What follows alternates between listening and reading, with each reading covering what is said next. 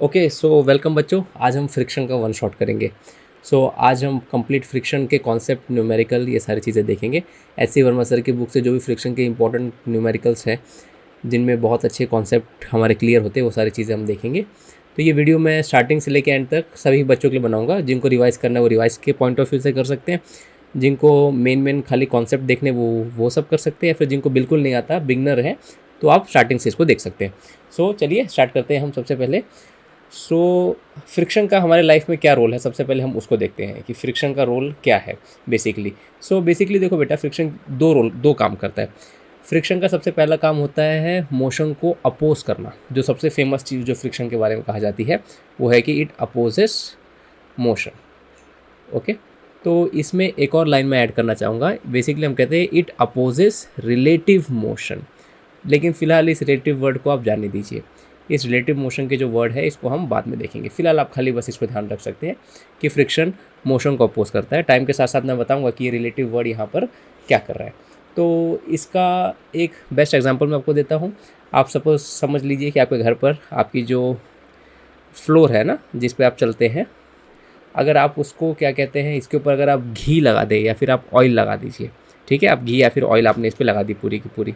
अब आप सोचिए, जैसे आपने घी या फिर ऑयल लगा दिया एंड आपके पास एक अलमारी है, ओके, और आपको उस अलमारी को इस फ्लोर पर मूव करना है, तो क्या वो आसानी से मूव होगी या फिर उसको मूव करने में बहुत डिफ़िकल्टी होगी? आप जानते हैं कि जैसे आप ऑयल या घी लगाएंगे तो उसको मूव करना बहुत ज़्यादा आसान हो जाएगा, है ना। क्योंकि बेसिकली आपने क्या किया, जैसे आपने ऑयल या घी लगा दिया, आपने उसको स्मूथ कर दिया बेटा। आपने उसको स्मूथ कर दिया। स्मूथ करने से क्या हो जाता है कि मूवमेंट बहुत आसानी से हो जाती है। तो बेसिकली स्मूथ करने का बेसिक मतलब होता है you have reduce the friction. Yes, you have reduce the friction. जब फ्रिक्शन ज़्यादा होता है तो मूव करने में डिफ़िकल्टी होती है। अब फ्रिक्शन ज़्यादा कहाँ पर होगा? आप सोच लीजिए कि कोई रोड है ना, आपके बिल्डिंग के नीचे, आपके घर के नीचे कोई रोड है, जो नॉर्मल सा जो हमारा रोड होता है, जो कंक्रीट का बना हुआ रोड होता है। अगर आप उस रोड पे उसको मूव करेंगे तो तब आप जानते हैं कि बहुत ज़्यादा डिफ़िकल्टी होने वाली है। क्यों होगी? क्योंकि रोड पर बहुत ज़्यादा रफनेस है ना। उस रफनेस की वजह से वो फ्रिक्शन वहाँ पर प्रेजेंट होता है। सो रोड इज़ रफ, इसके लिए it is difficult to move things over there. अब इसी रोड पर अगर आप सोचिए आप अलमारी लेके आ जाए तो आपको 4 लोग तो सबसे पहले पागल कहेंगे, है ना। फिर उसके बाद आप उसको मूव कर पाएंगे नहीं कर पाएंगे, वो तो आपके ऊपर डिपेंड करता है। ये एक बेसिक चीज़ था। तो बेसिकली हम यहाँ पर क्या कर रहे थे, हम इस चीज़ को स्लाइड कर रहे थे बेटा। ये चीज़ का आपको ध्यान रखना है। हम जो भी ऑब्जेक्ट यहाँ पर मूव कर रहे थे, हम स्लाइड कर रहे थे, स्लाइड करके हम मूव कर रहे थे। तो बेसिकली आप जैसे कि आपके टेबल पे कोई किताब रखी हुई है या फिर आप किसी भी चीज़ को धक्का मार के लेके जाते हैं, है ना, तो आप उसको स्लाइड करते हैं। किसी भी चीज़ में अगर पहिए ना लगा हो तो हम कहते हैं कि हम उस चीज़ को स्लाइड करके लेके जा रहे हैं। कभी भी आप किसी चीज़ को अगर आप स्लाइड करते हैं ना, तो आप ध्यान रखिएगा फ्रिक्शन हमेशा उसके मोशन के ऑपोजिट डायरेक्शन में लगेगा। इसका मतलब क्या हो गया कि आप इसी एग्जाम्पल में देख लीजिए कि अगर इस एग्जाम्पल में हम इस अलमारी को आगे की तरफ मूव करते हुए लेके जाएंगे, तब इसमें फ्रिक्शन कहाँ लगेगा? पीछे की तरफ लगेगा। ओके, उसके पैरों के ऊपर पीछे की तरफ फ्रिक्शन लगने वाला है। आगे जाके इस फ्रिक्शन की कितनी वैल्यू होगी, हम ये सारी चीज़ें यहाँ पर निकालने वाले हैं। पहली चीज़ तो ये हो गई। अब इसमें आप एक चीज़ सोचिए बहुत अच्छे से कि क्या फ्रिक्शन हमेशा मोशन को अपोज करता है? तो यहाँ पर एक वर्ड है कि रिलेटिव मोशन को अपोज करता है। तो अब हम इसको समझते हैं कि रिलेटिव मोशन मतलब होता क्या है। इस चीज़ को आप ऐसे समझ सकते हैं बेटा कि आप इमेजिन करिए कि आपका कोई घर का कोई फ्लोर है ना। Let me to erase all this, है ना। आप इमेजिन करिए कि आपका घर का कोई फ्लोर है एंड आप इस फ्लोर पर चल रहे हैं। अब सेम सिचुएशन को हम दोबारा लेके आते हैं कि आपने क्या किया, आपने इसके ऊपर ऑयल या फिर घी डाल दिया, है ना। जैसे आपने ऑयल या फिर घी इस पर डाल दिया, अगर आप अब इस पर चलने की कोशिश करेंगे, क्या आप अच्छे से चल पाएंगे? और आंसर होगा नहीं, आप अच्छे से नहीं चल पाएंगे। और उसके पीछे का रीज़न ये होगा कि हमें चलने के लिए फ्रिक्शन चाहिए। अगर फ्रिक्शन जहाँ नहीं होता है वहाँ पर हम गिर जाते हैं। इस चीज़ को आप हमेशा ध्यान रखिएगा। ओके, तो इंसानों के लिए फ्रिक्शन इज़ वेरी हेल्पफुल, लेकिन जब किसी चीज़ को हम घसीट के लेके जाते हैं, स्लाइड करके, हिंदी में कहूँ तो घसीट के लेके जाते हैं, तो उसके लिए फ्रिक्शन अपोज करता है। वो क्यों करता है वो मैं अभी जस्ट सिखाने वाला हूँ आपको। बेसिकली होता क्या है, आप देखिए जब कोई इंसान किसी फ्लोर पर चलता है, ठीक है, पहले इंसान की जरा पैर वैर बना देते हैं। तो ये उसका सपोज ये उसका पैर है ना। कोई भी इंसान जब चलता है ज़मीन पर, अगर इस इंसान को आगे जाना है, इस पैर को अगर आगे जाना है, तो आप पैर कहाँ घस सकते हैं? आप पैर को पीछे की तरफ घसीटते हैं। यस, आप पैर को पीछे की तरफ घसीटते हैं। तो आप इस चीज़ को हमेशा ध्यान रखिए, फ्रिक्शन हमेशा आपके मोशन के ऑपोजिट डायरेक्शन पर लगेगा, ठीक है। जो आप उसके ज़मीन पर कर रहे हैं उसी को हम रिलेटिव मोशन कहेंगे यहाँ पर। तो आप ज़मीन को पीछे की तरफ घसीटते हैं, इसलिए ज़मीन आपको फ्रिक्शन आगे की तरफ लगाती है ना। तो हमें आगे की तरफ जाने के लिए फ्रिक्शन की फोर्स हेल्प करती है, उसको हम F से हम डिनोट कर सकते हैं, ठीक है। अगर ये आगे की फोर्स अगर कम रहेगी तो हमें आगे जाने में तकलीफ़ होगी, और यही होता है। आप देखिए, जब भी अगर सरफेस पे ऑयल या घी लगा हुआ है, आप पीछे की तरफ अपने पैर जैसे स्लाइड करेंगे, आपको आगे की तरफ वो फोर्स मिलती नहीं है, इसीलिए आप अपने आप को आगे की तरफ पुश नहीं कर पाते हैं। होप ये समझ गए। So that was the role of friction. Similarly आपने इस चीज़ को ध्यान रखना है कि जब आप किसी चीज़ को स्लाइड करके लेके जाते हैं, है ना, जैसे समझ कोई अलमारी है एंड आप इस अलमारी को ज़मीन के ऊपर स्लाइड करके लेके जा रहे हैं। जैसे आप इसको ज़मीन की तरफ स्लाइड करके लेके जाएंगे बेटा, तो होगा क्या आपके साथ कि आप इसको मोशन कहाँ कराना चाहते हैं, इसके जो पैर हैं आप उसको किस तरफ लेके जाना चाहते हैं, आप उसको आगे की तरफ लेके जाना चाहते हैं, आपने ध्यान रखना है। तो इस केस में फ्रिक्शन कहाँ अपोज करेगा, फ्रिक्शन ऐड करेगा पीछे की तरफ, वो उसके पैर को आगे जाने देना नहीं चाहता, है ना, क्योंकि मोशन होना चाहता है इस डायरेक्शन में, आप ध्यान रखिए। और फ्रिक्शन क्या कर रहा है, मोशन को अपोज कर रहा है ना। तो कभी आप स्लाइड करके जाएंगे तो मोशन के ऑपोजिट डायरेक्शन में फ्रिक्शन आपकी लगेगी। लेकिन जब कोई इंसान चलता है बेटा, तो उसका मोशन भले आगे की तरफ हो रहा है, लेकिन आगे की तरफ मोशन करने के लिए पैर तो आपको पीछे की तरफ डालने पड़ते हैं ना, दैट इज़ द कॉन्सेप्ट। इसीलिए इंसानों के लिए, हमारे लिए फ्रिक्शन आगे की तरफ एक्ट करता है। आई होप ये वाली बात आप समझे। तो हमारे लिए फ्रिक्शन हमको हेल्प करता है, इंसान हो गया, फिर आपको किसी चीज़ को रोल करके लेके जाना है, कोई टायर हो गया, है ना, कोई टायर हो गया, अगर आप उसको रोल करके लेके जाना है तो उस टाइम पे भी फ्रिक्शन आगे की तरफ एक्ट करेगा। वो सब हम आगे देखेंगे आगे वाले चैप्टर, रोटेशन चैप्टर में। So that was the overall concept. So friction opposes and helps, it does both the stuff, and this is what relative motion का मतलब था, कि जैसे हमने देखा यहाँ पर कि आपका मोशन इस तरफ हो रहा है ना, लेकिन रियलिटी में सरफेस कहाँ घिसट रहा है, पीछे की तरफ, है ना, और यही आपका रिलेटिव मोशन होता है।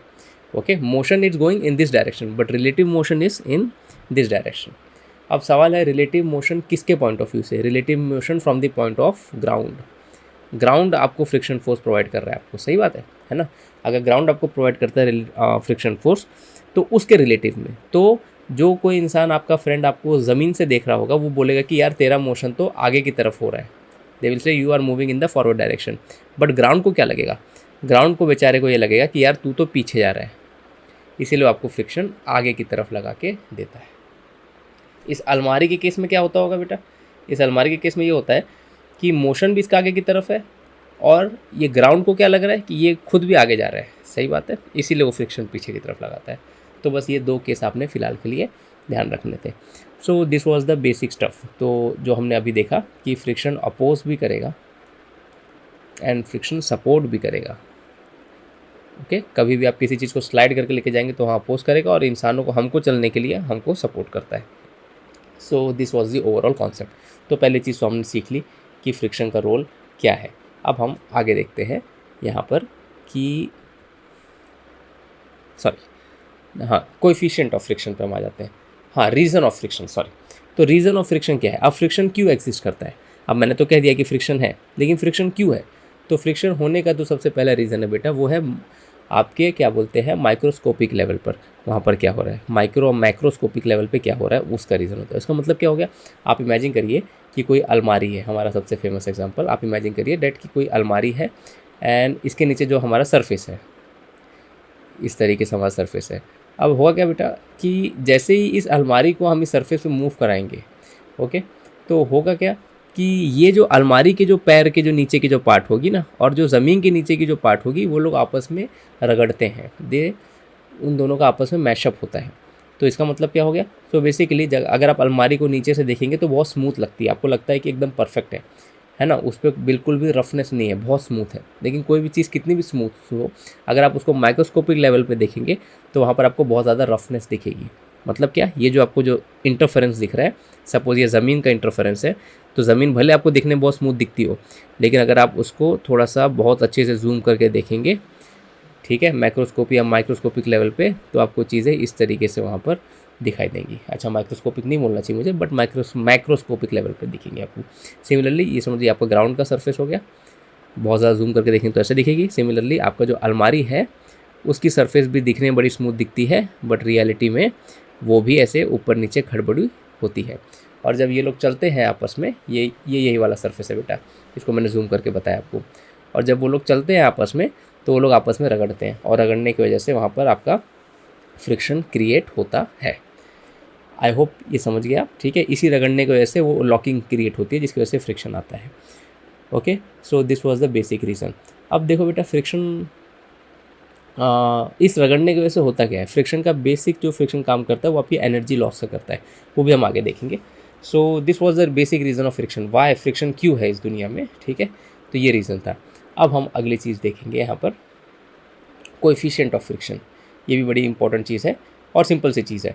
कोएफिशिएंट ऑफ फ्रिक्शन को बेसिकली हम एक सिंबल से डिनोट करते हैं, उसको म्यू बोलते हैं, ठीक है। ये एच नहीं है, इसको म्यू बोलेंगे। सो ये जो कोएफिशिएंट ऑफ फ्रिक्शन है, ये मोटा छोटा आपको बताता है कि कोई सरफेस कितना रफ या फिर कितना स्मूथ है।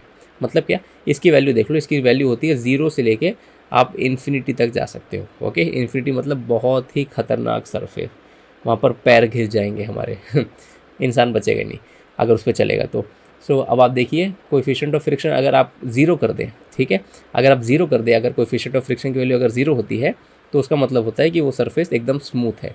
तो जो भी साइंटिस्ट लोग हैं, फिजिस्ट लोग हैं, वो लोग कैसे बताते हैं कोई सरफेस स्मूथ है कि रफ, वो सिंपली उसका कोएफिशिएंट ऑफ फ्रिक्शन की वैल्यू देखते हैं।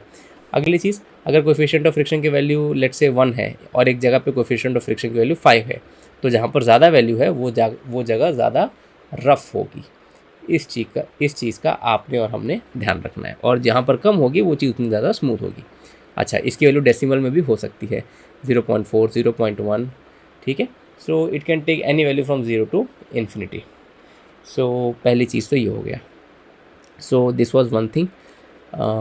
आई होप ये समझिए कि कोएफिशिएंट ऑफ फ्रिक्शन क्या होता है। अब यहीं से हम निकालने सीखेंगे कि फ्रिक्शन फोर्स की वैल्यू कैसे निकालेंगे। ओके, सो चलिए आगे बढ़ते हैं, इसमें देखते हैं फ्रिक्शन फोर्स की वैल्यू अगर हमने निकालनी है। Just give me a second. हाँ, formula, okay, the important part, कि किस तरीके से हम फ्रिक्शन फोर्स की वैल्यू को निकाल सकते हैं। तो इसका एक बहुत ही सिंपल सा फॉर्मूला है।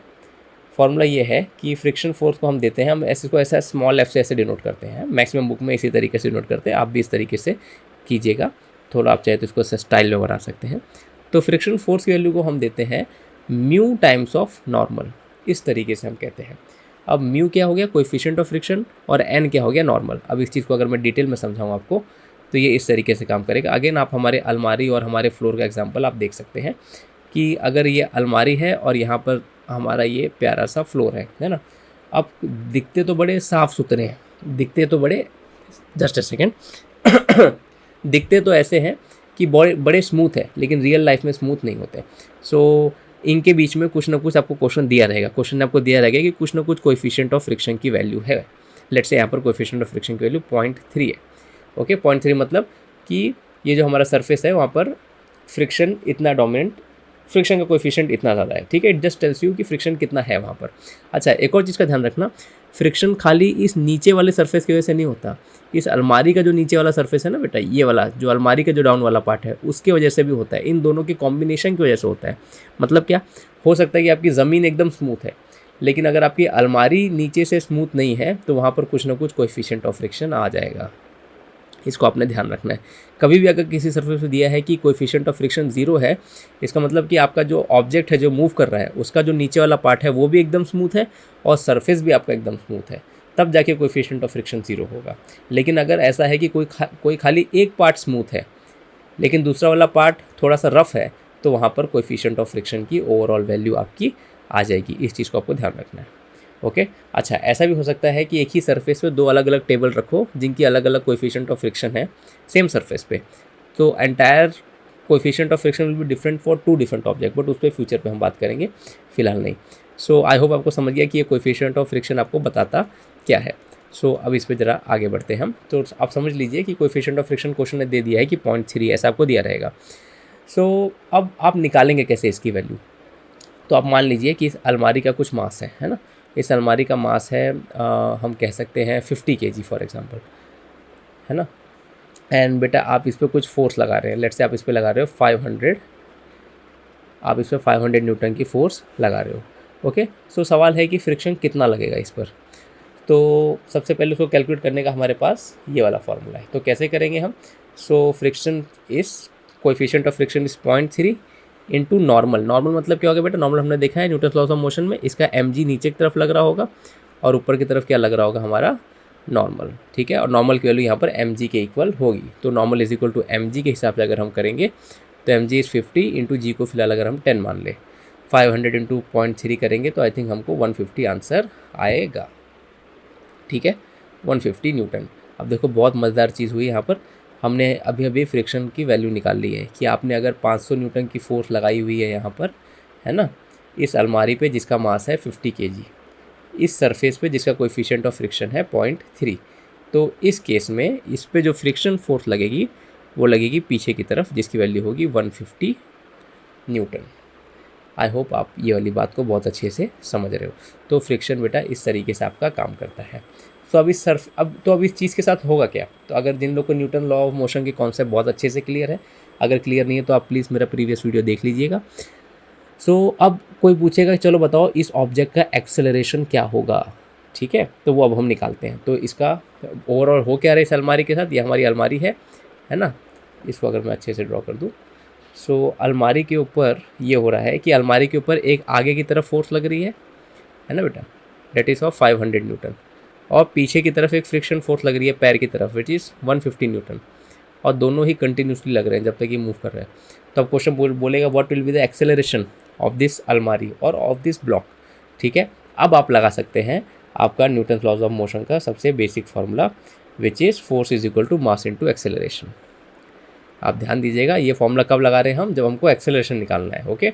ये फॉर्मूला कब लगा रहे हैं हम, जब हमको खाली फ्रिक्शन की फोर्स कितनी लग रही है उसको निकालना है। तो बेटा इसमें कितना हो जाएगा, सो एफ विल बी, इस अलमारी का मास विच वॉज 50 kg इंटू ए, अच्छा एफ क्या होगा बेटा, F will be net force, ध्यान रखिएगा। तो नेट फोर्स कितना होगा, 500 आगे 150 पीछे की तरफ, तो हमारा ये सबट्रैक्ट हो जाएगा 500 minus 150 which will be 50 times of A, I think ये 350 हो जाएगा हमारा, 350 बाई 50 करेंगे तो हमारा ये आंसर 7 आएगा, 7 मीटर पर सेकेंड स्क्वायर। आई होप ये बात आप समझ गए बेटा, है ना। तो इस तरीके से हमारे इस क्वेश्चन को हमने, एक बेसिक क्वेश्चन को हमने सॉल्व कर लिया। अब आप सोचिए कि अगर इसी क्वेश्चन में फ्रिक्शन ना होता तो एक्सेलरेशन की वैल्यू कितनी आती, ठीक है। सेम क्वेश्चन है, सेम ऑब्जेक्ट है, ठीक है, लेकिन फ्रिक्शन नहीं है, हमारा सब कुछ एकदम स्मूथ है बेटा, तब क्या होता, तब इस पर खाली एक फोर्स लग रही है 500 newton. As there is no friction, तो पीछे की तरफ कोई अपोजिंग फोर्स नहीं है। अभी तक न्यूटन लॉज ऑफ मोशन में हमने ऐसे ही सॉल्व किया है। तो इस केस में आप डायरेक्ट कह सकते हो कि sir F is equal to M में हो जाएगा हमारा, है ना। आप डायरेक्ट कह देंगे sir F is equal to M में हमारा हो जाएगा।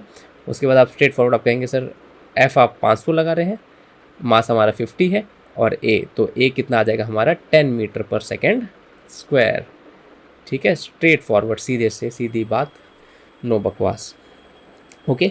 तो अब हुआ क्या हमारे साथ कि हमारा एक्सेलरेशन फ्रिक्शन के साथ देखो कितना आया। अब वेरी इंपॉर्टेंट टू नोट कि फ्रिक्शन की वजह से हमारा एक्सेलरेशन कितना आया, 7 metre per second square. Friction नहीं होता तब हमारा एक्सेलरेशन कितना आता है, तब आता 10 आता। तो मतलब फ्रिक्शन ने क्या किया, आपके एक्सेलरेशन को कम कर दिया। अगेन दोनों केस में स्पीड बढ़ेगी, वहाँ पर हर सेकंड 7 से स्पीड बढ़ेगी, यहाँ पर हर सेकंड 10 से स्पीड बढ़ेगी, ओके। तो आपका मोशन जिस रफ्तार से आगे बढ़ना चाहिए था उस रफ्तार से नहीं बढ़ पाता है, उसके आगे बढ़ने की रफ्तार कम हो जाती है, ओके। आई होप बच्चों आपको ये वाली बात समझिए यहाँ पर, है ना। ये एक बेसिक था कि आप किस तरीके से फ्रिक्शन को अप्लाई कर सकते हैं। सो अब इसमें एक और चीज़ है काइनेटिक फ्रिक्शन और स्टैटिक फ्रिक्शन, वो भी हम देखेंगे आगे, लेकिन फ़िलहाल मैं बस एक सिंपली आपको समझाना चाहता था कि फ्रिक्शन को डील कैसे करते हैं, ओके। सो अब आगे जाके हम क्या देखते हैं, काइनेटिक और स्टैटिक फ्रिक्शन भी देखेंगे, ओके ठीक है बच्चों। तो चलिए स्टार्ट करते हैं। अब हम देखते हैं स्टैटिक एंड काइनेटिक फ्रिक्शन, एक बहुत ही ज़्यादा इंपॉर्टेंट कॉन्सेप्ट है, बहुत सिंपल भी है, ठीक है। तो बेसिकली जो भी फ्रिक्शन फोर्स होती है ना बेटा, वो दो टाइप की होती है। एक होती है स्टैटिक फ्रिक्शन, एक होती है काइनेटिक फ्रिक्शन। इसको ध्यान रखिएगा, है ना। स्टैटिक यहाँ लिखते हैं और काइनेटिक फ्रिक्शन यहाँ रखते हैं। मोटा छोटा ये दो टाइप कब लगते हैं वो आपको एक्सप्लेन करता हूँ। काइनेटिक फ्रिक्शन उस टाइम लगता है जब आपका ऑब्जेक्ट मूव करता है, ओके। जब भी कोई ऑब्जेक्ट मोशन में होता है उस टाइम पे काइनेटिक फ्रिक्शन लगता है। और स्टैटिक फ्रिक्शन तब लगता है जब कोई ऑब्जेक्ट स्टेशनरी होता है। स्टेशनरी मतलब कि वो मूव नहीं कर रहा है। इसका मतलब क्या, अभी इसके पहले जो हमने जस्ट जो प्रॉब्लम देखा था जिसमें हमने कैलकुलेशन की थी एक्सेलरेशन की पे, उस टाइम पे जो फ्रिक्शन लग रहा था वो काइनेटिक फ्रिक्शन लग रहा था। तो स्टैटिक फ्रिक्शन कब लगता है, तो आप इस सिचुएशन को समझिए। आप समझिए आपके पास कोई एक बहुत बड़ा बॉक्स है, यही हमारा एक बॉक्स है, एंड आपको किसी ने काम दिया है कि भाई तुझे इसको मूव करना है है ना। तो अब इस बॉक्स का मास बहुत ज़्यादा है, लेट्स से ये हमारा है, क्या कहते हैं कि 200 किलो का है अच्छा खासा। एक जो बहुत एक्सपेंसिव बाइक होगी वो 200 किलो के आसपास आपकी आएगी, जो बुलेट्स ये सब होंगी, ठीक है। तो अब उसमें तो बुलेट और बाइक में तो पहिए होते हैं, जिसकी वजह से उसको आप आराम से मूव कर लेते हैं, वहाँ आपको बहुत ज़्यादा फ्रिक्शन का सामना नहीं करना पड़ता है। वो भी टॉपिक हम आगे देखेंगे। फिलहाल यहाँ पर क्या है कि हमारे पास नीचे फ्लैट ज़मीन है, ओके, और वो स्लाइड करते हुए जाएगा। तो यहाँ पर क्या होगा, आप जानते हैं कि जैसे आप इस पर फोर्स लगाएंगे बेटा, अगर आपने सपोज आपने बहुत छोटी सी फोर्स लगाई, लेट से आपने खाली 10 न्यूटन की फोर्स लगाई, तो ये फोर्स सफिशिएंट नहीं होती है रियल लाइफ में उस चीज़ को मूव करने के लिए, है ना। आपको कुछ ना कुछ मिनिमम अमाउंट ऑफ फोर्स लगाना पड़ता है ताकि वो चीज़ मूव होना स्टार्ट हो जाए, ओके। और वहीं पर वो स्टैटिक फ्रिक्शन उस टाइम पर आपकी फोर्स को काट रहा होता है और या फिर अपोज कर रहा होता है। तो जैसे कि आपने क्रिकेट में देखा होगा, क्रिकेट के पिच पे एक रोलर होता है ना, उस रोलर पे भी ऐसा होता है। आपने कभी स्कूल में या फिर कहीं पे भी, जैसे हम स्कूल में थे तो हमारे पास ग्राउंड था, बहुत सुंदर था, वहाँ पर एक रोलर हुआ करता था। तो रोलर को जब हम पुश करते हैं तो स्टार्टिंग में वो पुश नहीं होता है, ठीक है, रोलर बहुत हैवी होता है, लेकिन एक बार वो मूव होना स्टार्ट हो जाता है तो फिर वो अपने आप मूव करते रहता है, ओके। तो इसी तरीके से किसी भारी ऑब्जेक्ट जो हम मूव करने जाते हैं स्टार्टिंग में, तो हमको कुछ मिनिमम अमाउंट ऑफ फोर्स लगाना पड़ता है, मिनिमम अमाउंट ऑफ फोर्स हमें लगाना पड़ता है सो डैट वो चीज़ मूव होना स्टार्ट हो जाए। एक बार आपने वो फोर्स लगा दी उसके बाद वो चलते रहेगा, है ना। So that is a basic fundamental. सो अब होगा क्या यहाँ पर, तो वो मिनिमम अमाउंट ऑफ फोर्स निकालेंगे कैसे और किस पे उसकी वैल्यू डिपेंड करेगी, तो उसकी वैल्यू कंप्लीटली स्टैटिक फ्रिक्शन पे डिपेंड करती है। तो अब हम देखते हैं इस चीज़ को कि होगा कैसे, उसको निकालेंगे कैसे। सो जिस तरीके से आपके पास काइनेटिक फ्रिक्शन है और स्टैटिक फ्रिक्शन है, तो हाँ मैं ये बताने वाला था कि अभी हमने देखा जस्ट पीछे कोएफिशिएंट ऑफ फ्रिक्शन को हमने देखा, we saw coefficient of friction, है ना, कोएफिशिएंट ऑफ फ्रिक्शन था हमारे पास। कोएफिशिएंट ऑफ फ्रिक्शन की वैल्यू उसको हम म्यू से डिनोट करते थे, ओके। तो अगर हमारे पास दो क्या बोलते हैं फ्रिक्शन है, स्टैटिक और काइनेटिक, तो हमारे पास कोएफिशिएंट ऑफ फ्रिक्शन भी दो आएंगे। तो इस चीज़ को मैं आपको एक्सप्लेन करता हूँ, just give me a second, मैं थोड़ा इसको इरेज कर दूँ। सिलेक्शन पार्ट, परफेक्ट, डिलीट, थोड़ा इसको साफ़ कर देते हैं हम, मूव हो जा, हाँ परफेक्ट, ओके बेटा। तो हमारा जो ये है कोएफिशिएंट ऑफ फ्रिक्शन, ये भी हमारे दो टाइप का होगा। तो एक होगा स्टैटिक कोएफिशिएंट ऑफ फ्रिक्शन, एक होगा kinetic coefficient of friction, okay. तो स्टैटिक कोएफिशिएंट ऑफ फ्रिक्शन तब लगता होगा जब हमारा ऑब्जेक्ट मूव नहीं हो रहा होगा। तो इसका एग्जांपल क्या, तो आपको ऐसा क्वेश्चन में दिया रहेगा कि आपके पास एक ऐसी अलमारी है या फिर कोई बॉक्स है, कोई भी चीज़ है, तो इसके दोनों की ही वैल्यू दी होगी स्टार्टिंग में, ओके। तो दिया होगा कि इसका स्टैटिक फ्रिक्शन है 0.7 फॉर एग्जांपल, और इसका काइनेटिक फ्रिक्शन है 0.5, ओके। तो इस चीज़ को हमेशा ध्यान रखना, कभी भी हर जगह स्टैटिक कोएफिशिएंट ऑफ फ्रिक्शन जो होगा उसकी वैल्यू हमेशा, स्टैटिक कोएफिशिएंट ऑफ फ्रिक्शन जो होगा हमारा, उसकी वैल्यू हमेशा काइनेटिक कोएफिशिएंट ऑफ फ्रिक्शन से ज़्यादा होगी बेटा, इसको आप ध्यान रखिएगा, ओके। कहीं भी कोई भी सरफेस हो, हमेशा ये बेसिक्स होगा। तो वो 0.7 होगा तो 0.65 होगा या फिर 0.5 होगा, कुछ भी होगा, it will always be less, okay. तो अब सवाल है कि आप स्टैटिक फ्रिक्शन की वैल्यू कैसे निकालेंगे, सिंपली फॉर्मूला हमारा वही है। तो आप कैसे निकाल सकते हैं, you can say like this कि sir I will say F static बोलता हूँ, फ्रिक्शन फोर्स का फॉर्मूला क्या था, mu times of normal, okay. इस बार आप स्टैटिक फ्रिक्शन निकालने आ रहे हैं तो हम इसको म्यू एस कह देंगे, है ना, will say it is mu S times of normal. Similarly kinetic friction अगर आपने निकालना है तो आप क्या कहेंगे, म्यू के टाइम्स ऑफ नॉर्मल, ओके। यहाँ पर हम काइनेटिक कोएफिशिएंट ऑफ फ्रिक्शन का इस्तेमाल करने वाले हैं, ओके। सो पहली चीज़ तो ये हो गई। सो अब बहुत आराम से कर सकते हैं। आप सपोज कि इस ऑब्जेक्ट का मास है 200 किलो, है ना, तो हम इसके ऊपर स्टैटिक फ्रिक्शन की वैल्यू निकाल सकते हैं।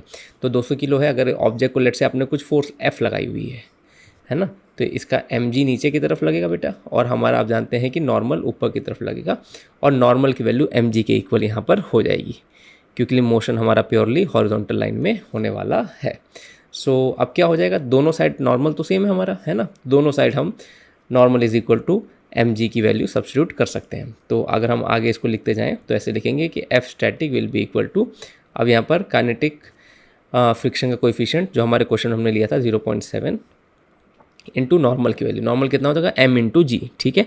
तो नॉर्मल mg हो जाएगा, तो मास है 200 और g को हम 10 पकड़ के चलते हैं, तो कितना आ जाएगी बेटा इसकी वैल्यू, अगर आप करेंगे इसको 1400 आई थिंक आएगी, 1400 न्यूटन। ओके, अच्छी खासी वैल्यू आई है।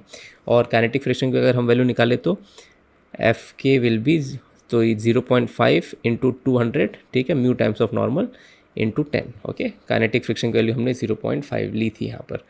सो एक तो ये हो गया, just give me a second, थोड़ा इरेज कर दूँ मैं इस चीज़ को साफ करके। हाँ, सो आगे क्या देखेंगे, तो इसकी वैल्यू टोटल कितनी हो जाएगी, एफ के विल बी इक्वल टू, ये 5 हो जाएगा, 5 into this is 1000 Newton. Okay, तो देखिए स्टैटिक फ्रिक्शन की वैल्यू कितनी आई है 1400 न्यूटन, और काइनेटिक फ्रिक्शन की वैल्यू कितनी आई है 1000 न्यूटन। अब ये बहुत ही ज़्यादा खूबसूरत चीज़ है, अब इस चीज़ को बहुत ध्यान से समझिएगा। ओके, तो ये बताता क्या है बेसिकली। अब स्टैटिक फ्रिक्शन के बारे में कुछ चीज़ें और बताता हूँ आपको एक्स्ट्रा, बहुत इंपॉर्टेंट, बहुत अच्छे से इस पॉइंट को लिखना। स्टैटिक फ्रिक्शन जो होता है बेटा, इसको मैं आपको नेक्स्ट पेज पर समझाता हूँ, just give me a second. अच्छा, पूरा इरेज हो जाएगा, ठीक है, यहीं पर बताता हूँ मैं आपको। तो जो आपका जो स्टैटिक फ्रिक्शन होता है, ये एक रेंज में काम करता है, इसकी कोई फिक्स वैल्यू नहीं होती है। ओके, इसकी मिनिमम वैल्यू जो होती है वो होती है 0, इसको आपने ध्यान रखना है हमेशा। स्टैटिक फ्रिक्शन की किसी भी सरफेस पे मिनिमम वैल्यू होगी 0, और मैक्सिमम वो होगी जो आपने अभी अभी जस्ट कैलकुलेट किया है इस फॉर्मूला की हेल्प से। ओके, सो 0 से लेके हमारे इस क्वेश्चन के हिसाब से it is 1400 Newton. Now what does that mean, it means कि अगर आपको इस ऑब्जेक्ट को मूव करना है ना बेटा, तो आपको मिनिमम 1400 न्यूटन की फोर्स को लगाना पड़ेगा। ओके, जब आप इस फोर्स को लगाएंगे तब वो हल्का सा मूव होना स्टार्ट होगा। Okay, still it will not gain any acceleration. तो वहाँ पर आपको इस फोर्स की वैल्यू से थोड़ा सा ज़्यादा 1401, 1402 इस तरीके से वैल्यू लगा के इसको मूव करने पड़ेंगे। ओके, तो परफेक्ट 1400 पे वो जस्ट स्लाइड होना स्टार्ट करेगा, जस्ट स्लाइड करना। ओके, ये वर्ड याद रखना, न्यूमेरिकल्स में बार बार पूछेगा। It means they are directly indirectly telling you कि स्टैटिक फ्रिक्शन की मैक्सिमम वैल्यू क्या है। ओके, तो इसीलिए इसे कहा जाता है, एक बहुत ही इंपॉर्टेंट वर्ड है जो यूज़ किया जाता है, वो वर्ड है सेल्फ एडजस्टिंग फोर्स। आप इसको ज़रूर अच्छे से लिखिएगा, word is self adjusting force. Self adjusting force का मतलब कि वो फोर्स जो खुद को एडजस्ट कर लेती है। एडजस्ट कर लेती है मतलब क्या होता है, देखिए आप इस चीज़ को समझिए, आप इसी क्वेश्चन में समझिए। आप इमेजिन करिए कि हमने, अच्छा मैं इसको इरेज करता हूँ, आई होप आपने इसको लिख लिया पूरा, I will erase all this stuff. हाँ, आप इसी क्वेश्चन में देखिए सेल्फ एडजस्टिंग मतलब क्या होता है। अभी भी हमने देखा कि इसकी स्टैटिक फ्रिक्शन की जो वैल्यू आती है हमें, वो आती है 1400 न्यूटन, है ना। तो अगर आप समझ, आपने इस पे 1000 न्यूटन लगाया फॉर एग्जांपल, ओके, तो क्या ये ऑब्जेक्ट मूव करेगा? ओके, तो रियल लाइफ में वो मूव करने वाला नहीं है। This is the basic criteria. आपकी फोर्स को, इस फोर्स को ओवरकम करना पड़ेगा, तब जाके ऑब्जेक्ट मूव होगा। तो जैसे ही आप 1000 न्यूटन फोर्स लगाएंगे, फ्रिक्शन फोर्स इसके पैर पे पीछे से लगना स्टार्ट हो जाएगा। लेकिन अब वो 1400 का नहीं लगेगा, वो 1400 न्यूटन का नहीं लगेगा, वो खाली 1000 न्यूटन का लगेगा। ओके, यही हमने देखा था कि static friction self adjusting force है। हमारे इस केस में इसकी वैल्यू 0 से लेके 1400 है। तो जब तक आप 1400 नहीं लगाएंगे, तब तक आप जितनी लगाएंगे वो अपने आप को उसके हिसाब से एडजस्ट कर लेगा, और इस ऑब्जेक्ट पे नेट फोर्स 0 हो जाएगी, है ना। 1400 आप लगा रहे हैं, और सॉरी 1000 आप लगा रहे हैं, और 1000 फ्रिक्शन ने आपको दे दी, इसीलिए आपका ऑब्जेक्ट मूव नहीं करता। Net force is 0, mass times of acceleration की वैल्यू हो जाएगी 0, और acceleration will be 0, system will not move at all, है ना। तो ये होता है यहाँ पर। अगर आप 600 न्यूटन लगा दें फॉर एग्जांपल, आप कह दो कि सर मैं 600 न्यूटन लगा दूँ, लगा दो। अगर आप 600 लगाओगे तो वो खुद को 600 कर लेगा। That is the basic property. तो अभी तक क्या लग रहा है, आपका स्टैटिक फ्रिक्शन ही लग रहा है। तो उस टाइम पे क्या होगा, जब आप क्या कहते हैं कि स्टैटिक फ्रिक्शन की लिमिट के पार चले जाए, मतलब क्या, स्टैटिक फ्रिक्शन की वैल्यू थी 1400 न्यूटन, काइनेटिक फ्रिक्शन की वैल्यू थी 1000 न्यूटन। ओके, अब देखना, कई बच्चे सोचेंगे कि सर 1000 लगाओगे तब ये आ जाएगा क्या, तभी भी ये नहीं आएगा, ध्यान रखना 1400 के बाद ही ये आएगा। अब कैसे आएगा मैं बताता हूँ। लेट से आपने 1400 न्यूटन के ऊपर फोर्स लगाई, लेट से आपने एक फोर्स लगाई जिसकी वैल्यू है 1600 न्यूटन बेटा। अब क्या किया, अब आपने स्टैटिक फ्रिक्शन के बैरियर को पार कर दिया। अब स्टैटिक फ्रिक्शन आपका लगने वाला नहीं है, आपने उसके मिनिमम मूवेबल कंडीशन को पार कर दिया। अब ये अच्छा खासा मूव होना स्टार्ट हो जाएगा। तो इस टाइम पे जो फ्रिक्शन लग रहा है इसके पैरों पे जो लगने वाला है, वो लगने वाला है काइनेटिक। और उस टाइम फ्रिक्शन की वैल्यू 1400 नहीं रहेगी, उस टाइम पे काइनेटिक फ्रिक्शन की वैल्यू आ जाएगी विच इज़ 1000 न्यूटन। तो इस तरीके से ये काम करता है। इसको आपको बहुत बहुत ध्यान से इसके नोट्स बनाने और इसको समझ के लेना है। ओके, जैसे ही मोशन स्टार्ट हो जाएगा, आपकी जो फ्रिक्शन फोर्स की वैल्यू है वो कम लगने लगेगी। इस चीज़ को ध्यान रखिएगा। अगर मैं इसको और डिटेल में समझाऊँ तो आप इसको ऐसे देख सकते हैं। सो लेट्स से आपने 1300 न्यूटन की फोर्स लगाई तो स्टैटिक फ्रिक्शन 1300 न्यूटन का लगने लगेगा। ओके, लेट्स से आपने क्या कहा कि आपने इस पे लगा दी 1400 परफेक्ट, 1400 न्यूटन परफेक्ट लगा दी, अभी भी स्टैटिक फ्रिक्शन लगता रहेगा। आपको ध्यान रखना है क्योंकि वही उसकी मैक्सिमम वैल्यू है बेटा, अभी भी आपका स्टैटिक फ्रिक्शन लगते रहेगा। अगर आपने इसके ऊपर गए, अगर आप 0.1 न्यूटन भी ऊपर गए तब स्टैटिक फ्रिक्शन नहीं लगेगा, तब लगने लग जाएगा काइनेटिक फ्रिक्शन। मतलब क्या कह रहा हूँ मैं कि लेट्स से आपने फोर्स अप्लाई की 1401 न्यूटन फॉर एग्जांपल, है ना।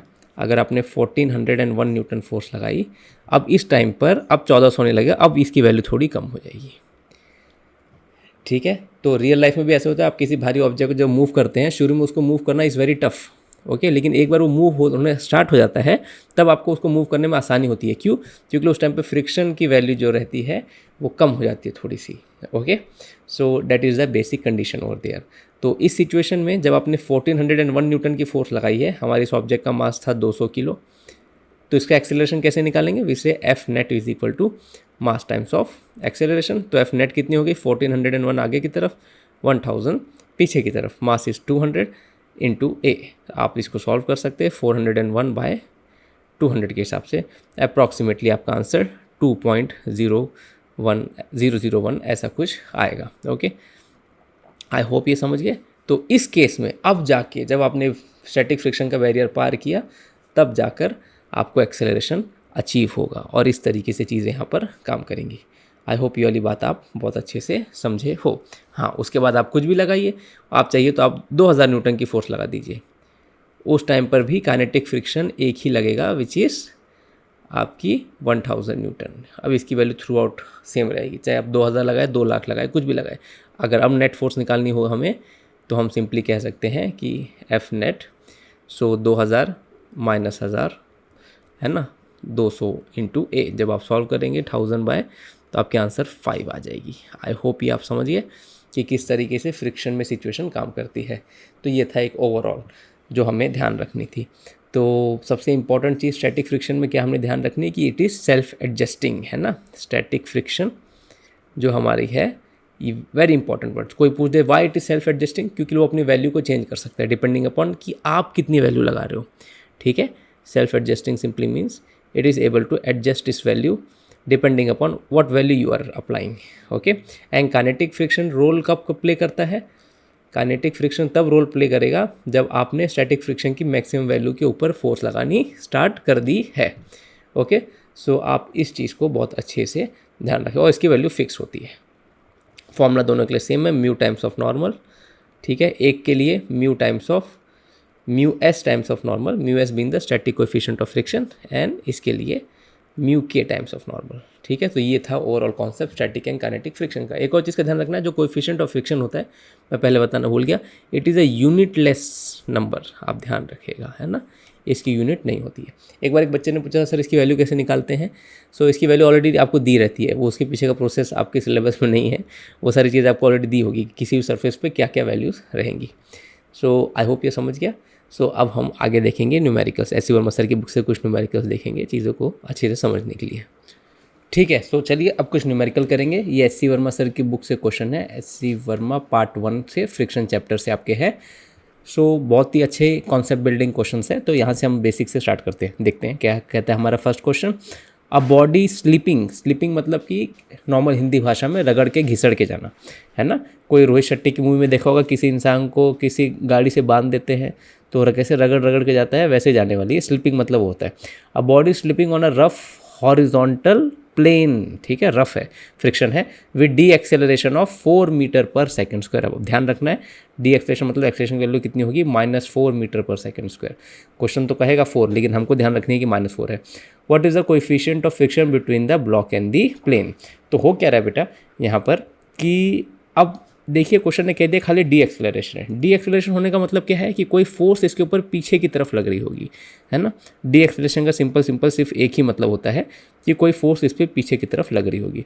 अब वो कौन सी फोर्स होगी इस केस में, वो फोर्स फ्रिक्शन की ही फोर्स होगी, क्योंकि और कोई फोर्स मेंशन नहीं किया है और सरफेस रफ है, मतलब वो खाली फ्रिक्शन फोर्स उसको कंट्रीब्यूट कर रही है।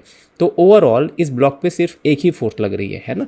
जैसे हम लिखते हैं कि net force is equal to mass into acceleration, तो नेट फोर्स के नाम पर हमारे पास सिर्फ एक ही फोर्स है और वो फोर्स होगी हमारी फोर्स ऑफ फ्रिक्शन। तो उसी को हम लिखेंगे that force of friction will be equal to mass times of acceleration. तो अभी भी हमने क्या देखा कि फोर्स ऑफ फ्रिक्शन का हमारे पास एक बहुत अच्छा फॉर्मूला है, it is mu times of normal. Okay, अब यहाँ पर म्यू कौन सा होगा, स्टैटिक होगा कि काइनेटिक होगा। तो क्वेश्चन ने मेंशन कर दिया काइनेटिक है, और हमें भी ध्यान रखना है कि कह रहा है कि ब्लॉक मूव हो रहा है, राइट।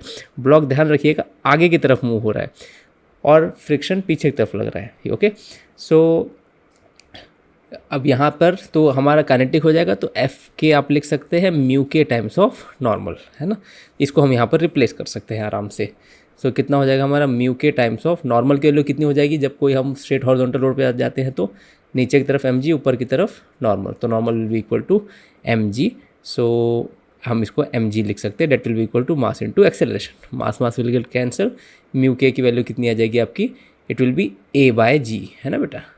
तो a/g के हिसाब से हमारी फाइनल आंसर कितनी आ जाएगी, एक्सेलरेशन उसने दिया था -4 है और g की वैल्यू हमारी कितनी थी, हम यहाँ पर 9.8 लिख के इसको पुट कर सकते हैं। अब बस यहाँ पर एक छोटी सी चीज़ का आपने ध्यान रखना, और मुझे भी ध्यान रखना था सॉल्व करने टाइम पे, कि ये जो फ्रिक्शन है ना बेटा, इसकी वैल्यू हमें नेगेटिव में पुट करनी है, ध्यान रखिएगा, माइनस में पुट करनी है। अब क्वेश्चन है कि क्यों पुट करनी है माइनस में, तो उसके पीछे का रीज़न ये है कि आपका मोशन कहाँ हो रहा है, आगे की तरफ हो रहा है ना। फ्रिक्शन फोर्स कहाँ लग रही है आपकी, पीछे की तरफ फोर्स लग रही है। ओके, तो कभी भी ऐसा होता है कि आपका मोशन आगे की तरफ है और फ्रिक्शन फोर्स पीछे की तरफ है, तो वो फोर्स मोशन को अपोज कर रही है। कभी मोशन को अपोज करने वाली फोर्स आती है जो हमने पहले देखा है न्यूटन लॉज ऑफ मोशन में, उसको हम हमेशा माइनस में पुट करते हैं। तो हमारा ये वाला माइनस मिस हो गया था, इसके लिए हमारा आंसर नेगेटिव में आ रहा था। तो जैसे आप ये माइनस डालेंगे तो ये वाला माइनस और इस एक्सेलरेशन के -4 को कैंसिल हो जाएगा और हमारा फाइनल आंसर फाइनली हमको मिल जाएगा, इट विल बी 4/9.8। ओके, और it is a unitless number, that will be our final answer. I hope ये वाली बात हम समझ गए। ओके, इसको 10 लेके सॉल्व करना चाहो तो 10 लेके सॉल्व कर सकते हो, आप इसको डिवाइड करेंगे विल गेट द आंसर। सो एक ये था और वेरी वेरी इंपॉर्टेंट कॉन्सेप्ट, है ना। क्योंकि कई बार ऐसा होगा कि बच्चों को आदत होती है, हमको भी, कि फोर्स देखने की आदत होती है, यहाँ पर फोर्स कोई लगा नहीं रहा है but the acceleration is there. तो बेसिकली इस क्वेश्चन में होता क्या, मैं इसको और डिटेल में बताता हूँ। बेसिकली क्वेश्चन में ऐसा होता है, ये जो ब्लॉक होगा ना बेटा, इसके पास स्टार्टिंग में कुछ इनिशियल वेलोसिटी होगी, let's say 20 metre per second की इसके पास पहले से कुछ इनिशियल वेलोसिटी थी, और जैसे जैसे मूव कर रहा था इसके ऊपर पीछे की तरफ फ्रिक्शन फोर्स लग रही थी। ओके, तो यहाँ पर होगा ये कि यहाँ पर सिर्फ एक ही फोर्स लगती है, वो है फ्रिक्शन की फोर्स। वो क्या करेगी, इस स्पीड को टाइम के साथ साथ कम करके इस ब्लॉक को आगे कहीं ना कहीं स्टॉप करवा देगी, ये ब्लॉक आगे जाके रेस्ट पे रुक जाता है। सो this was one of the important concept और क्वेश्चन। ठीक है, चलिए अब अगला क्वेश्चन देखते हैं। क्वेश्चन 2 क्या कहता है हमसे, यहीं पे दोनों क्वेश्चन रखे हैं हमने।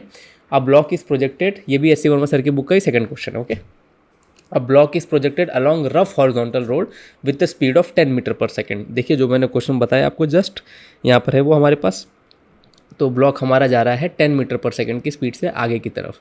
अब इस ब्लॉक को किसी ने पीछे फोर्स लगाया होगा, उसको हमको नहीं सोचना है कि इसने क्या किया, बट हमको पता है कि अभी इस टाइम पे कोई आगे की तरफ फोर्स नहीं लग रही है ना। आप किसी चीज़ को धक्का दे दीजिए तो उसके पास उस टाइम पे फोर्स नहीं लग रही है, पीछे जो फोर्स लगी हुई थी उसकी वजह से उसको स्पीड मिली हुई है। Okay, so there is a different, don't think कि सर इस पर फोर्स अभी लग रही है, कोई आगे की तरफ फोर्स नहीं लग रही है, आपने धक्का मार के छोड़ दिया है। ओके, तो 10 मीटर पर सेकंड से जा रहा है, the coefficient of friction is 0.1। Okay, mu की वैल्यू हमारी है 0.1। How far will it travel before coming to rest, very very important question. Okay, तो अब होगा क्या बेटा, फ्रिक्शन क्या करेगा, यहाँ पर डी एक्सेलरेशन क्रिएट करेगा। फ्रिक्शन इसके मोशन को अपोज करेगा, पीछे की तरफ फ्रिक्शन की फोर्स लगेगी, it will cause D acceleration जो इसकी स्पीड को कम करेगा। तो अगेन इस पर आप देखिए नेट फोर्स खाली फ्रिक्शन की लग रही है, अगर आप FBD ड्रॉ करेंगे तो आप पाएंगे खाली एक फोर्स पीछे की तरफ लग रही है ना। तो वही फोर्स आपकी नेट फोर्स में एक लौती फोर्स होगी, मास इनटू एक्सेलरेशन।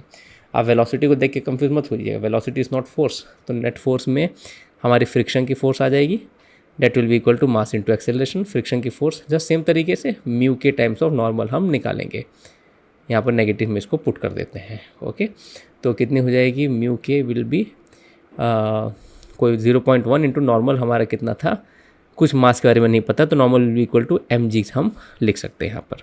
तो हमारा कितना हो जाएगा यहाँ पर, फ्रिक्शन को सब्स्टिट्यूट करेंगे -0.1 into M into g is equal to mass into acceleration.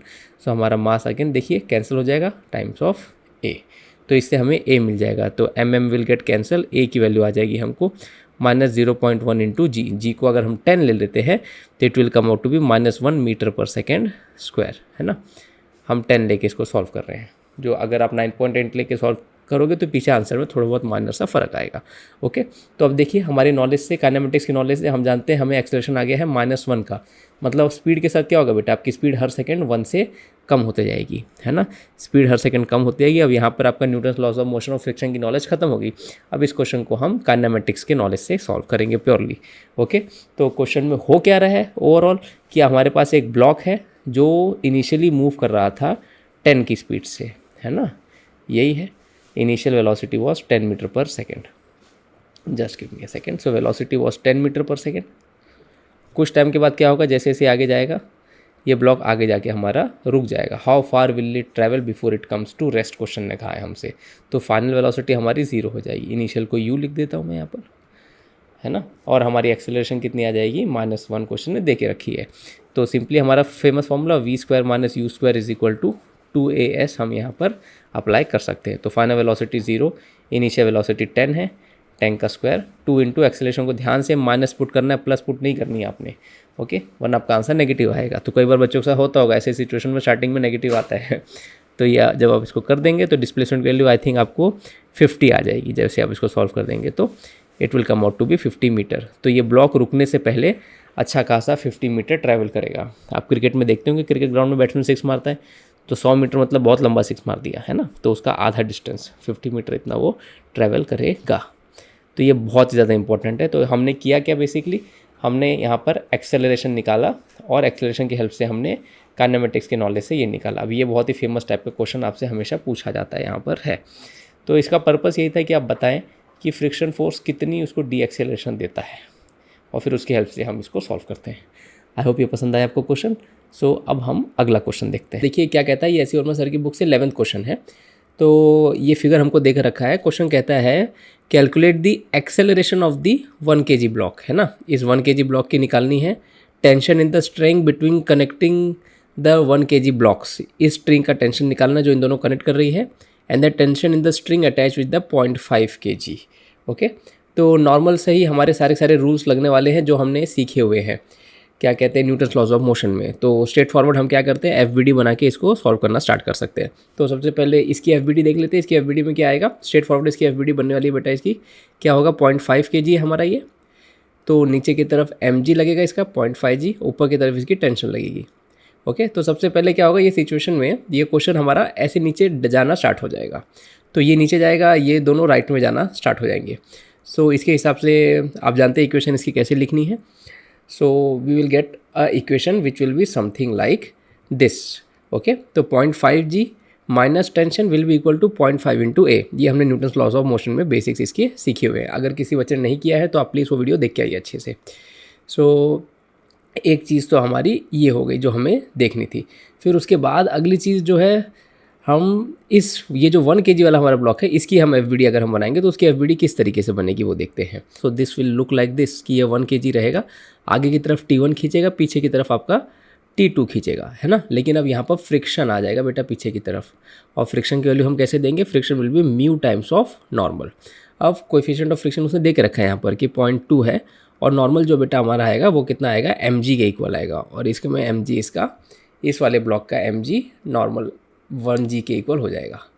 तो अगर आप इक्वेशन ऑफ मोशन लिखेंगे तो कैसे लिखेंगे, T1 minus T2 minus F will be equal to mass into acceleration.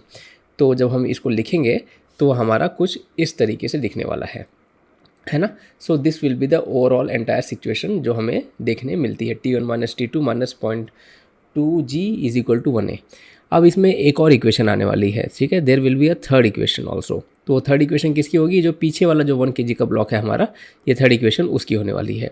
तो अगर हम इसकी अगेन एफबीडी बनाएंगे तो ये हमारा बेटा किस तरीके से होगा, ये 1 kg हमारा इस तरफ रहेगा, आगे की तरफ टेंशन लगेगी, है ना। अब इसमें आपको ध्यान रखनी है कि इसमें जो टेंशन होगी इस रस्सी में वो T2 होगी, और इस रस्सी में जो होगी वो T1 होगी। न्यूटन लॉज ऑफ मोशन के बेसिक्स में हमने इस चीज़ को कवर किया कि रस्सी जब सेम रहती है तो उसमें टेंशन एक ही रहता है, और ये दूसरी रस्सी है तो उसमें अलग टेंशन रहेगा। सो अब क्या हो जाएगा बेटा, T2 आगे की तरफ है, पीछे की तरफ फ्रिक्शन आ जाएगा वापस, एम फ्रिक्शन की वैल्यू वापस म्यू टाइम्स ऑफ नॉर्मल की इक्वल हो जाएगी। अगर इसका म्यू है 0.2 और नॉर्मल होगा mg के इक्वल। सो नीचे की तरफ mg और ऊपर की तरफ नॉर्मल। तो ये हमारी एफ की हो जाएगी। अगर हम इसकी इक्वेशन देखेंगे बेटा तो इसकी इक्वेशन आएगी हमें कुछ इस तरीके से। तो डेट विल बी T2, है ना, ये हमारी T2 ये डोमिनेंट फोर्स रहेगी यहाँ पर, एंड ये पीछे खींचने वाला फ्रिक्शन रहेगा जो उसको पीछे की तरफ पुल करना चाहता है। So T2 minus 0.2 mg is equal to 1a। अब ऐसे सिचुएशन में क्या होता है, जब भी आपको 3 आपको दिया रहे, कभी भी आपको ऐसे 3 ब्लॉक्स दिए रहे तो आपको 3 इक्वेशन बनेगी। तो ऐसे में एक ही तरीका होता है जिससे आपका आंसर बहुत आसानी से आता है, वो तरीका है कि आपको तीनों इक्वेशन को ऐड कर देना है। जैसे आप ऐड कर देंगे आपके बहुत सारे अननोन यहाँ पर गायब हो जाएंगे। सो अननोन जब गायब हो जाएंगे तब आप क्या करेंगे, सो जब आप तीनों को ऐड कर देंगे बेटा तो आपका आंसर कुछ इस तरीके से आएगा व्हेनेवर। तो आप देख सकते हैं जैसे हमने यहाँ पर किया है तीनों को ऐड। सो ये होके सारे के सारे टेंशन T1 T2 के टर्म्स आपके कैंसिल हो जाएंगे, एंड खाली जी के टर्म्स बचेगा, और यहाँ पर आपकी एक्सेलरेशन की टर्म बचेगी जो राइट साइड में रहेगी। फिर उसके बाद आप इसको डिवाइड कर सकते हैं, it will give you 0.4 metre per second square. आपको एक्सेलरेशन आ जाएगी 0.4 मीटर पर सेकेंड स्क्वायर। ये सारे ब्लॉक्स की एक ही एक्सेलरेशन होगी।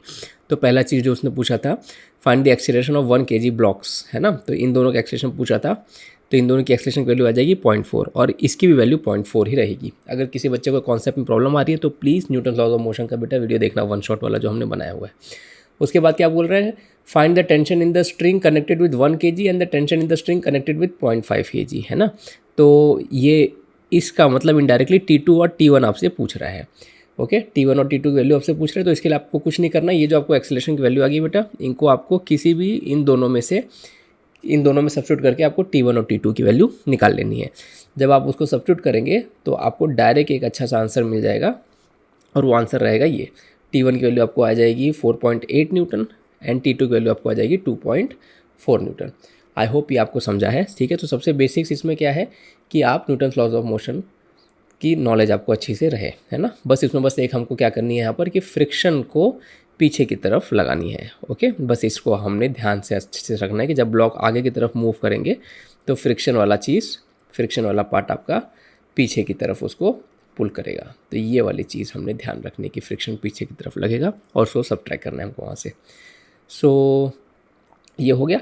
चलिए अब हम अगले क्वेश्चन की तरफ जाते हैं। तो नेक्स्ट क्वेश्चन हमसे कहता है ये, ठीक है, if the tension in the string is 16 Newton, हमको दे के रखा है कि इस रस्सी में टेंशन 16 न्यूटन का है। ये पूरी एक ही रस्सी है तो इसमें टेंशन एक ही रहने वाला है बेटा।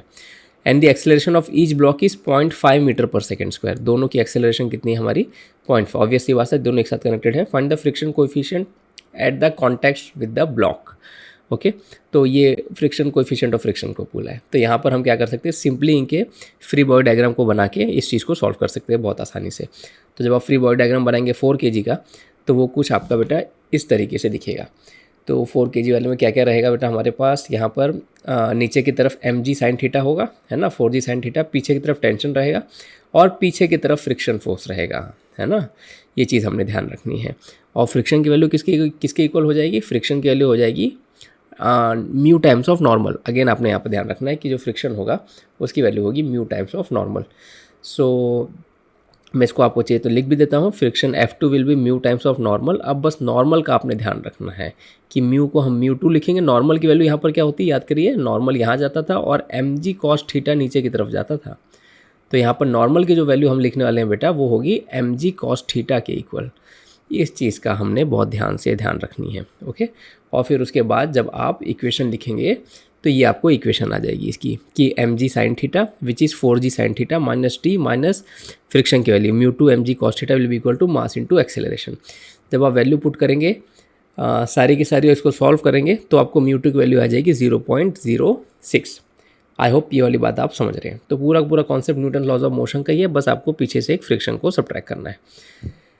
सो आई होप ये समझ गया। अब आगे उसका सेकंड पार्ट देखते हैं। जो आपका जो 2 kg वाला हमारा ब्लॉक है ना, ये हमारा यहाँ पर एक प्यारा सा 2 kg वाला ब्लॉक है। इसकी एफबीडी कैसे बनाएंगे, इसकी एफबीडी अगर हम बनाने जाएंगे तो वो हमें कुछ इस तरीके से आएगी।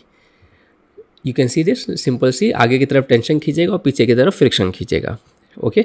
तो अगर ये मूव कर रहा है तो टेंशन की फोर्स फ्रिक्शन की फोर्स से ज़्यादा डोमिनेंस है। तो इक्वेशन क्या हो जाएगी, T minus F is equal to M A, straightforward. Okay, M की वैल्यू यहाँ पर 2 है तो 2a हो जाएगा आपका, और 16 माइनस 20f 20 म्यू। आप ध्यान रखिएगा इसमें क्या हो जाएगा, नॉर्मल कितना हो जाएगा, एम जी नीचे की तरफ था आपका, है ना। जस्ट अ सेकेंड, मैंने गड़बड़ कर दी यहाँ पर। वापस से हम इंक आ गए, हाँ परफेक्ट।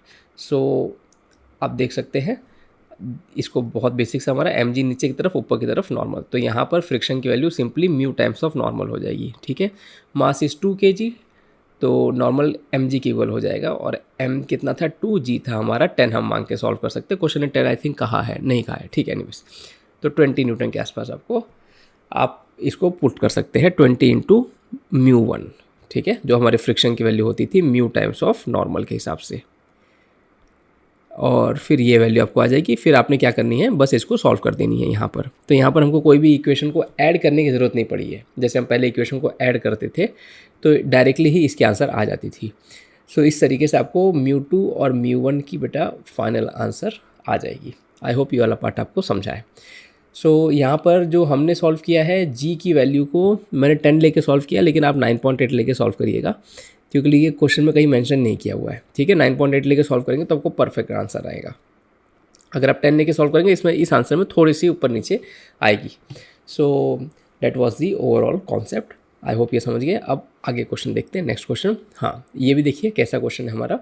ये क्वेश्चन हमसे क्या कहता है कि friction coefficient between the table and the block shown in the figure is 0.2। Okay, तो यहाँ पर जो कोएफिशिएंट ऑफ फ्रिक्शन रहने वाली है उसकी वैल्यू है 0.2। Find the tension in the 2 strings, मतलब इस स्ट्रिंग में और इस स्ट्रिंग में क्या टेंशन होने वाली है वो हमें बतानी है। सो बस आप क्या करेंगे, इसके लिए हमें इसको पूरा का पूरा सॉल्व करना होगा। ओके, सॉल्व करने के लिए अगेन आप एफवीडी बना के देख सकते हैं। पहले 15 kg से हम स्टार्ट कर सकते हैं। सो अगर आप 15 kg का अगर आप एफवीडी बनाएंगे तो ऐसे होगा, नीचे की तरफ mg, ऊपर की तरफ टेंशन। यहाँ पर कोई फ्रिक्शन का झोल नहीं है। अगर आप इक्वेशन लिखेंगे तो इसकी इक्वेशन आ जाएगी 15g minus tension is equal to 15a। ठीक है, 15 नीचे की तरफ जाएगा। So we are assuming that this entire system is going in this direction. I hope ये वाली बात आप समझ पा रहे हो, है ना। So this was it, just a second. हाँ, फिर उसके बाद हम आगे नेक्स्ट चीज़ें देख सकते हैं। जो हमारा 5 kg का ब्लॉक है उसकी अगर हम एफवीडी बनाएं तो उसकी एफवीडी बनाने से पहले हमको ध्यान रखना है कि अगर हमने इस रस्सी के टेंशन को T1 कहा है ना बेटा, तो इस वाली रस्सी के टेंशन को T2 कह देंगे हम। ओके, सो T2 हो जाएगा, T1 एंड T2 इस तरीके से हमारे आ जाएंगे। तो इसकी एफवीडी में क्या हो जाएगा, 5 kg में T1 आगे की तरफ खींचेगा और T2 पीछे की तरफ खींचेगा, और साथ में पीछे की तरफ एक फ्रिक्शन आएगा। मैं आपको इसका एफवीडी दिखाता हूँ। So you can look at the FBD. ठीक है, सो इस तरीके से इसकी एफवीडी बनने वाली है कि हमारा जो T1 होगा, मैं इसको थोड़ा सा दिखाता हूँ आपको। T1 पीछे की तरफ आगे की तरफ रहेगा, T2 पीछे की तरफ रहेगा, और फ्रिक्शन फोर्स यहाँ पर रहेगी। फ्रिक्शन की value again mu times of normal हम डालेंगे, 0.2 इंटू नॉर्मल की वैल्यू 5g। 0.2 इंटू 5g करेंगे तो आपको आंसर आ जाएगा g के इक्वल आ जाएगा। और इसकी इक्वेशन ऑफ मोशन कैसे लिखेंगे, T1 minus T2 minus f। तो इस तरीके से हमारा पूरा प्रोसीड करने वाला है। सो ये हमको इक्वेशन आ जाएगी। आप वैल्यू सब्स्टिट्यूट करेंगे तो आपको आंसर्स यहाँ पर आते जाएंगे। अब यहाँ पर एक चीज़ का ध्यान रखना है कि आपने इस क्वेश्चन को खुद भी ट्राई करना है, खाली वीडियो में बस पैसिवली सुनना नहीं है, खुद भी ट्राई करेंगे तभी आपको चीज़ें अच्छी समझेंगी। फिर बाद में बचता है 5 kg वाला। 5 kg की एफवीडी कुछ इस तरीके से दिखेगी बेटा, ऊपर की तरफ T2, नीचे की तरफ उसका mg which is 5g। Again T2 ऊपर की तरफ लेके जा रहा है इसको, तो T2 minus 5g will be equal to 5a। ये हमारी इक्वेशन आ जाएगी, ये हमारी थर्ड इक्वेशन हो जाएगी। अगेन ऐसे क्वेश्चन को सॉल्व करने का सबसे बेस्ट तरीका है कि तीनों इक्वेशन को ऐड कर दो, फिर आपको सारी चीज़ें मिल जाएंगी।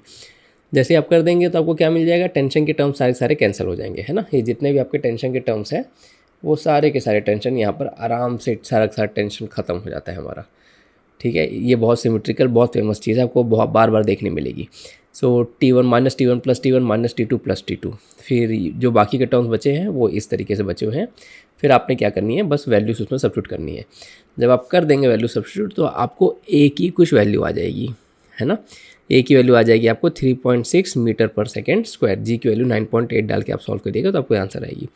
और जैसे आपको एक्सेलरेशन आ गया, फिर आपने क्या करनी है, आपने इस एक्सेलरेशन की वैल्यू को ठीक है। इस ए की वैल्यू को जो आपको मिली है, आपको एक तो इस इक्वेशन में और दूसरी इस इक्वेशन में पुट करके आपको वैल्यू निकाल लेनी है। और जब आप वैल्यू निकालेंगे तो बहुत स्टाइल में आपको आंसर आएगा। देखो मैं बताता हूँ कि कितने स्टाइल में आएगा T1 T2 की वैल्यू। तो इस तरीके से आपको T1 और T2 की वैल्यू आ जाएगी 96 newton and 68 newton. I hope ये आपको समझा बेटा, ठीक है। So all this are very good questions जिन्हें हमें ध्यान से देखनी थी। ओके बच्चों, सो चलो अब ये क्वेश्चन देखते हैं। बहुत ही ज़्यादा इंपॉर्टेंट क्वेश्चन है, बहुत सारे कॉन्सेप्ट इसमें क्लियर होंगे। देखिए क्वेश्चन हमसे क्या कहता है। A car is going at a speed of 21.6 kilometre per our when it encounters 12.8 long slope eight an angle of 30 degree. Okay, तो सबसे पहले एक डायग्राम बनाते हैं। ये कार है जो 21.6 किलोमीटर पर आवर से जा रही है एंड स्लोप है वहाँ पर कहीं 21.8 मीटर लॉन्ग जो 30 डिग्री की है। तो अगर हम इसका डायग्राम बनाए तो ये कुछ इस तरीके से हमें दिखाई देने वाली है। तो ये स्लोप की लेंथ है 21.8 एंड उसकी एंगल है 30 डिग्री। तो ये हमारा 30 डिग्री का स्लोप हो जाएगा। आगे क्या कहता है हमसे, the friction coefficient between the road and the tyre is very good, that is बड़ा अच्छा नंबर दिया है 1/2√3। ओके, जानबूझ के ऐसा नंबर दिया क्योंकि आगे जाके कैलकुलेशन में कहीं ना कहीं हमारे से कैंसिल हो जाए। आगे क्या कहता है, show that no matter how hard the driver applies the brake the car will reach the bottom with speed greater than 36 kilometre per hour. अब देखो बेटा होगा क्या, इस सिचुएशन को समझो। जैसे वो ब्रेक दबा देता है, हार्ड ब्रेक मतलब हैंड ब्रेक है ना, जैसे हैंड ब्रेक दबा देते हैं हम यहाँ पर तो गाड़ी के इंजन की पावर ख़त्म हो जाती है। अब ये प्योरली क्या बोलते हैं कि ग्रेविटी और फ्रिक्शन की इन्फ्लुएंस की वजह से नीचे आने वाला है। तो अब हमें देखना है कि इसके साथ होगा क्या, वही सारी चीज़ें हमको देखनी है यहाँ पर। सो सबसे पहले तो हमें यहाँ पर एक्सेलरेशन की ज़रूरत लगेगी। तो हम इसको काइनेमेटिक्स के नॉलेज से सॉल्व करेंगे। काइनेमेटिक्स और न्यूटन्स लॉज ऑफ मोशन, इन दोनों की नॉलेज की वजह से हेल्प सॉल्व करेंगे। तो यहाँ पर मैं एक सेक्शन बना देता हूँ और फिर हम इसको सॉल्व करना स्टार्ट करते हैं।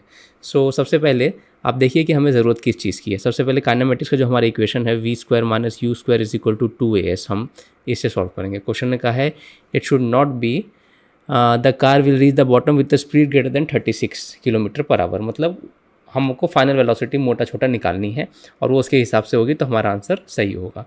Okay, so 36 kilometre per our मतलब 10 मीटर पर सेकंड होता है। अगर आप 5/18 से मल्टीप्लाई करेंगे तो 36 किलोमीटर पर आवर इस 5/18 से करेंगे तो it will come out to be 10 metre per second.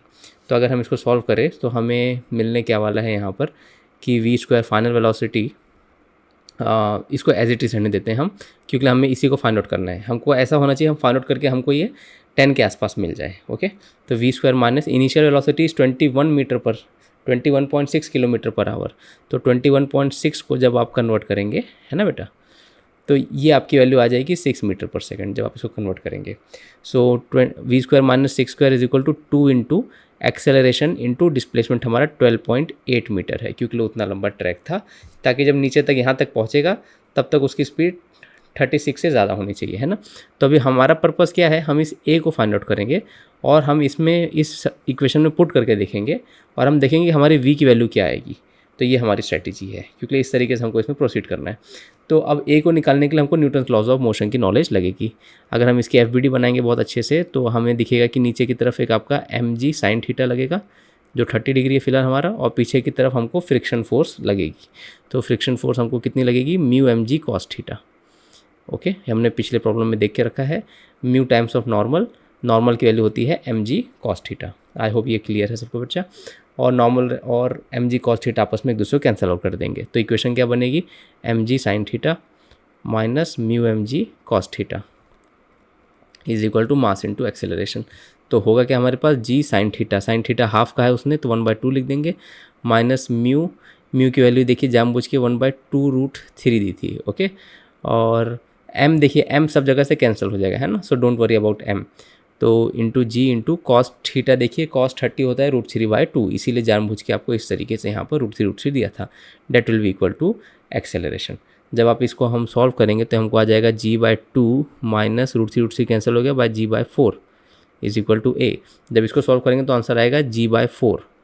ठीक है, अगर हम g को 10 मान ले जैसे क्वेश्चन ने कहा है तो ये हमको 2.5 मीटर पर सेकेंड स्क्वायर आएगा बेटा, बड़ा अच्छा नंबर आ गया हमको। Okay, 2.5 metre per second square. अब हम क्या करेंगे, इसको यहाँ पर सब्स्टिट्यूट कर देंगे। सब्स्टिट्यूट करने से देखते हैं हमें क्या मिलता है। तो हमको will get v² is equal to 6 को वहाँ भेज देंगे तो 36, ओके, प्लस 2 इंटू 2.5 इंटू 12.8 इस तरीके से हमको आएगी। तो v² विल बी 36 और अगर आप इस नंबर को पूरा का पूरा मल्टीप्लाई करेंगे तो आपको आंसर आएगा दिस विल बी 5, है ना, 5 इंटू 12.8। अगर हम 5 इंटू 12.8 करेंगे सो आप भी इसको करके देख सकते हैं, आंसर हमको 64 आएगा। Very good. और वी स्क्वायर की वैल्यू आ गई हमको 100, और जिससे हम वी की वैल्यू कह सकते हैं 10 मीटर पर सेकेंड। देखिए वही चीज़ थी, क्वेश्चन हमको वही कहा था, show that no matter how hard the brakes are applied the car will reach the bottom with the speed greater than 36 kilometre per hour which is 10 metre per second. तो ultimately आपने hard brake लगाई और यहाँ पर ये इस तक इतनी स्पीड से पहुंचा है। ओके, अब इससे कम से तो नहीं पहुंचा है ना, इसीलिए ये हमारा प्रूफ एकदम सही है। अगर ये हमको 9 आता, 8 आता है ना, 9 या 8 मीटर पर सेकंड आता तो फिर हमारी वो बात गलत हो जाती। Fine, so this was the case scenario of this 16th question. Very important question, इसमें बहुत सारे कॉन्सेप्ट इसमें हमारे क्लियर होंगे। तो हमने ओवरऑल क्या किया, हमने एक्सेलरेशन निकाला और उस एक्सेलरेशन की हेल्प से हमने फाइनल वेलोसिटी ऐसी निकाली कि हमको तो पता ही नहीं फाइनल वेलोसिटी क्या है। फाइन, सो आई होप ये वाला क्वेश्चन बेटा सबको समझा है। एक और क्वेश्चन देखते हैं जो बहुत ही ज़्यादा इंपॉर्टेंट है हमारे लिए। So next question is this question number 12 is very very important. So अब इस क्वेश्चन को देखते हैं कि क्वेश्चन हमसे कहता क्या है। The friction coefficient between the road and the tyre is 4/3। Okay, so mu की वैल्यू हमको उसने दे के रखी है 4/3। 4/3 मीन्स 1.33 को 4/3 कहते हैं। फाइंड द मैक्सिमम इंक्लाइन पूछा है उसने, मतलब हमसे ये वैल्यू ऑफ थीटा पूछी है उसने बेटा, ये ध्यान रखिएगा। ये रोड है हमारी, तो रोड की जो थीटा होगी कि कितनी इंक्लिनेशन होगी ये हमसे उसने पूछ के रखा है। दिस थीटा हमको पूछा है। और इस सिचुएशन में भी द रोड में have so that once hard brakes are applied the wheel start skidding. Okay, the vehicle going down at a speed of 36 kilometre per hour is stop within 5 metre. अब सारा का सारा data हमको दे के रखा है कि जब ये जा रहा था तब इसकी स्पीड थी 36 kilometre per our. 36 kilometre per hour means again 5/18 जब आप करेंगे तो इसका आंसर आएगा हमको 10 मीटर पर सेकेंड, है ना, लास्ट केस की तरह। तो क्वेश्चन ने कहा है हार्ड ब्रेक लगाने के बाद ये जो व्हीकल है हमारी यहाँ पर जाके रुक जाती है ना, और वो जो डिस्टेंस होगा बेटा, ये डिस्टेंस हमारा होगा 5 मीटर। 5 मीटर डिस्टेंस पे जाके हमारी व्हीकल रुक जाएगी। सो मतलब फाइनल वेलोसिटी हमारी यहाँ पर कितनी हो जाएगी, 0 हो जाएगी, है ना। तो हमको ये पूछ रहा है, चलिए बताइए थीटा क्या होगा। Same case scenario, same kinematics की नॉलेज से हम इसको सॉल्व करेंगे। तो क्या होगा काइनेमेटिक्स की नॉलेज के हिसाब से हमारे पास we get v² - u² is equal to 2as। Okay, तो अब हमारे पास क्या कहते हैं कि फाइनल वेलोसिटी 0 हो जाएगी। इनिशियल स्पीड हमारी कितनी हो जाएगी, जो हमको थी 10 थी, तो 10 का स्क्वायर 100 हो जाएगा। 2 टाइम्स ऑफ एक्सेलरेशन हम फाइंड आउट कर लेंगे यहाँ से डायरेक्ट, और डिस्प्लेसमेंट हमारा हुआ है 5 मीटर। आई होप ये समझ पा रहे हो, बेसिक्स है हमारा इसका। तो अगर हम इसको फाइंड आउट करेंगे तो ए की वैल्यू हमको आ जाएगी -10 मीटर पर सेकेंड स्क्वायर। अब देखो बेटा बड़ा इंटरेस्टिंग केस हुआ, इस बार हमको माइनस आया, मतलब क्या हो रहा है, इसकी स्पीड कम हो रही है। जाहिर सी बात है, आपने 10 से शुरू किया, आपकी स्पीड 0 हो गई। लास्ट केस में हमारी स्पीड बढ़ रही थी बेटा। ओके, अब आप बोलोगे सर ऐसे कैसे, तो लास्ट केस में जो उसका इंक्लिनेशन था वो इंक्लिनेशन ज़्यादा था, वो बेसिकली 30 डिग्री का था। आप इस क्वेश्चन में देखना, जब इंक्लिनेशन कम होगा तो फ्रिक्शन की फोर्स ज़्यादा डोमिनेंट रहेगी। आप इस चीज़ को खुद भी समझ सकते हैं। अगर इंक्लिनेशन बहुत बड़ा कर दें हम, है ना, अगर इंक्लिनेशन को बहुत बड़ा कर दे और यहाँ पर एक गाड़ी रख दे, लेट्स से इंक्लिनेशन हमने 60 डिग्री कर दिया है, तब फ्रिक्शन की फोर्स तो लगेगी, लेकिन अल्टीमेटली जो mg sin थीटा होगा उसकी वैल्यू बहुत ज़्यादा होगी। तो अल्टीमेटली क्या होगा, गाड़ी की रफ्तार बढ़ेगी अगर इंक्लिनेशन ज़्यादा होगा तो। अगर इंक्लिनेशन कम रहे बेटा, ओके, लेट्स से इंक्लिनेशन की वैल्यू बहुत ज़्यादा कम है, अगर इंक्लिनेशन की वैल्यू बहुत ज़्यादा कम है तब उस सिचुएशन में क्या होगा, अल्टीमेटली फ्रिक्शन की वैल्यू ज़्यादा रहेगी compare to mg sin theta. Okay, तो वही हमें फाइंड आउट करना है कि कितने इंक्लिनेशन पे ये सारी चीज़ें होने वाली है। तो इस चीज़ का हमें खासा ध्यान रखना है यहाँ पर। सो अब हमको एक्सेलरेशन की वैल्यू आ चुकी है, अब हम इसको न्यूटन लॉज ऑफ मोशन की इक्वेशन में यूज़ करेंगे। ध्यान रखिएगा, यही 2 ट्रिक आपको आएगी कि काइनेमेटिक्स से एक पार्ट निकालना है and Newton laws of motion की वर्क में दूसरी चीज़ को पुट करके इसको सॉल्व करना है। सो क्या मिलेगा हमें, देखते हैं। तो अगेन इसकी अगर हम एफ बनाएंगे तो एफ किस तरीके से बनेगी, आगे की तरह क्या लगेगा आपका mg sin थीटा लगेगा, पीछे की तरफ इसका फ्रिक्शन लगेगा। आई होप ये क्लियर है। और फ्रिक्शन की वैल्यू हम कैसे देंगे, फ्रिक्शन की वैल्यू देंगे mu times of normal, and normal की वैल्यू कितनी हो जाएगी बेटा, mg cos थीटा। आई होप ये चीज़ आपने अभी ध्यान में रखनी है अपने। सो अल्टीमेटली क्या हो जाएगी हमारी equation, will get mg sin theta minus friction पीछे की तरफ लग रहा होगा, जिसकी वैल्यू होगी, ये देखिए ये हमारा एफ यहाँ पर है ना, जिसकी वैल्यू होगी म्यू mg cos थीटा। ये एक बहुत ही ट्रेडिशनल फार्मूला है जिसको अपने ध्यान में भी रख सकते हैं, is equal to mass into acceleration. यही आपकी नेट फोर्स हो जाएगी, है ना, net force is equal to mass times of acceleration. अब यहाँ से सब जगह से mm कैंसिल हो जाएगा, बचेगा g sin theta minus mu की वैल्यू थी 4/3 जी कॉस थीटा, एम को कैंसिल कर दिया, इज इक्वल टू ए की वैल्यू है -10। अगर माइनस को हम कंपनसेट करें तो 4/3 g cos theta minus g sine theta is equal to 10 हमको आंसर आ जाएगा बेटा, है ना। तो अब देखिए ये बहुत ही ज़्यादा फेमस, ये एक बहुत ही ज़्यादा फेमस मैथमेटिकल ट्रिक है जो हर जगह क्या बोलते हैं कि आपको देखने मिलेगी। तो इस ट्रिक में बेटा होता क्या है, इस ट्रिक में होता ये है कि ये देखिए अब इसको सॉल्व कैसे करेंगे।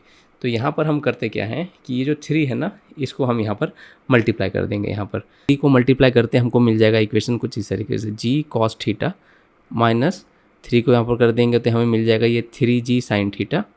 ओके, हम एलसीएम बेसिकली ले रहे हैं, इज इक्वल टू 30, और हर एक के नीचे जो 3 होगा वो आपस में जाके कैंसिल हो जाएगा आपका, है ना।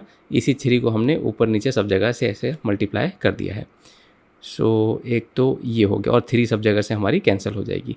सो हमने क्या किया, इन दोनों में ऊपर नीचे 3 को मल्टीप्लाई कर दिया है सिंपली।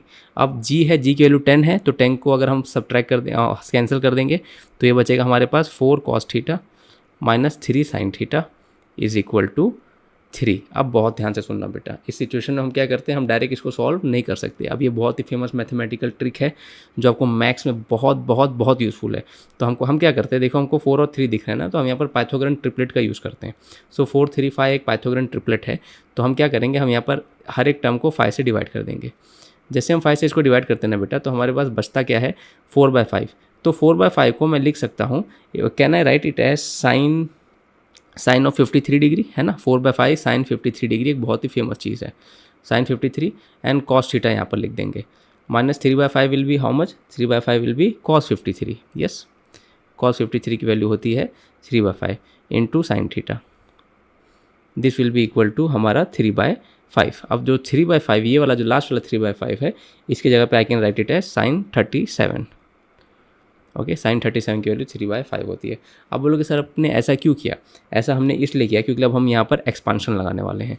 तो एक बहुत ही फेमस एक्सपांशन है ना, साइन एक्स माइनस वाई का। Okay, sine x minus y का एक्सपांशन क्या होता है, sine x cos y minus sine y cos x, ठीक है। तो can you see the same thing is over here, है ना। एक्स की जगह पे 53 है एंड वाई की जगह पे थीटा है। सो इस टेक्निक के हेल्प से हम इस चीज़ को आराम से फाइंड आउट कर सकते हैं, है ना। सो अगर हम इस एक्सपांशन को यहाँ पर अप्लाई करेंगे, मैं थोड़ा सा यहाँ पर इरेज करता हूँ ताकि हमको जगह मिल जाए। सो हमें क्या मिलेगा, अब यहाँ पर आपका फिजिक्स का रोल ख़त्म हो गया बेटा। अब ये यहाँ पर आपका मैथमेटिकल नॉलेज आपकी टेस्ट कर रहा है कि मैथमेटिकली आप यहाँ पर इस चीज़ में क्या क्या देख सकते हैं। तो ऐसा ही क्वेश्चन करता है। अब ये ही एक ही है, ऐसा बहुत ज़्यादा ऐसी ट्रिक नहीं है, लेकिन ये एक सबसे ज़्यादा फेमस ट्रिक है जो हमें ध्यान रखनी है फ्यूचर रेफरेंस के लिए। तो इसको हम कैसे लिखेंगे बेटा, can I write it as sine of 53 minus theta, है ना, जस्ट लाइक दिस एक्स। ये इसका इसी तरीके से हम इसको साइन 53 माइनस थीटा लिख सकते हैं, और that will be equal to sine of 37, है ना। अब यहाँ पर क्या हो जाएगा, देखो आपका काम हो गया, साइन है मतलब 53 माइनस थीटा जो होगा इसकी वैल्यू होगी 37। और जब हम थीटा को यहाँ पर फाइंड आउट करेंगे तो थीटा की वैल्यू हमको कितनी आ जाएगी, यहाँ पर थीटा विल बी 53 माइनस 37, जिसकी वैल्यू हमको कितनी आ जाएगी, अगर आप करेंगे तो 16 यहाँ से ऐड करेंगे एंड 6 यहाँ से 16 डिग्री मिलेगी बेटा, बहुत अच्छे से। ये हमारा फाइनल आंसर है ना। अब देखिए इस तरीके से हमने इसको सॉल्व किया। अब यहाँ पर एक मास्टर स्ट्रोक था, मतलब मैंने नहीं, मतलब जो टीचर यूज़ करते हैं वो ये था कि ये जो 3/5 था आप इसको कॉस के टर्म में भी लिख सकते थे। अब देखिए यहाँ पर जो 3/5 था हमने इसको कॉस के टर्म में जानबूझ के लिखा, लेकिन ये वाला जो 3/5 था हमने इसको साइन के टर्म में लिखा। इसलिए लिखा क्योंकि आगे जाके हमको ये साइन का टर्म मिले और चीज़ें वहाँ से कैंसिल हो जाए, है ना। कोई बच्चा बोलेगा सर मैं कॉस्ट लिख दूँ, तो लिख सकते हो, लेकिन बाद में वो कैंसिल नहीं होगा बेटा। ओके, सो इस तरीके से बेटा हमने इस क्वेश्चन को सॉल्व करना था। ये भी बहुत ही अच्छा क्वेश्चन था, जो सेम कॉन्सेप्ट था जो प्रीवियस क्वेश्चन हमने सॉल्व किया था, बस इसमें थोड़ी सी मैथमेटिकल ट्रिक भी आ गई। आई होप आपको ये फ्रिक्शन की सीरीज़ पसंद आई बहुत ज़्यादा। एक अलग से वीडियो बनाऊंगा जिसमें मैंने SC वर्मा सर के कुछ रिमेनिंग फ्रिक्शन के सॉल्यूशन डाले होंगे। तो इस तरीके से आई होप आपके अच्छे खासे फ्रिक्शन के पूरे कॉन्सेप्ट क्लियर हो गए होंगे। आप इसी तरीके से वीडियो अपने फ्रेंड के साथ भी शेयर कीजिएगा, और हम आने वाले चैप्टर्स में circular motion, work for energy, centre of mass, rotation, ये सारी चीज़ें कमिंग मंथ में लेके आने वाले हैं। So thank you so much, thank you so much. ज़रूर लाइक, शेयर एंड सब्सक्राइब कीजिएगा और अच्छे से पढ़ते रहिएगा। We will see you in the next class.